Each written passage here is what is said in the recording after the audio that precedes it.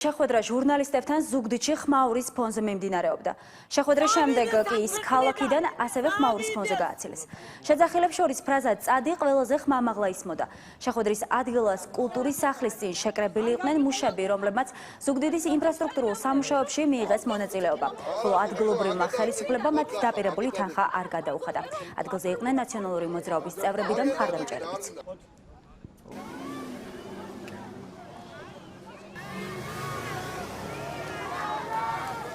აქ არიან მუშები, რომლებმაც ბიზინა ივანიშვილის არაფორმალური მმართველობის პერიოდში იმუშავეს ზუგდიდში, დააგებიეს ქვაფენილები, ვინცემერმა საკუთარ სახლში ამუშავა ეს ხალხი, დააგებინა ქვაფენილები და შემდეგ მათ არ გადაუხადა ფული და ისინი დარჩნენ თავიანთი ანაზღაურების გარეშე. მინდოდა ბიზნესის გვეკითხათ დაპირებები შეასრულა თუ არა. შიგნით დამალულში რომ ზის და იძახის რომ მე ყველაფერი დავასვეთ, 100 ქარხანა გუგუნებს, ერთი იქნება ვიმუშავოთ სად არის ამის ერთი შეკითხვა მინდოდა იქნება გვეკითხა მაგისტრის და იქნება არ ვიცით არა ხო მიგვასწავლო სად არის და ჯერ ჯანიერი ხალი ვარ და ვიმუშავებდი რა სად არის ეს ქარხანები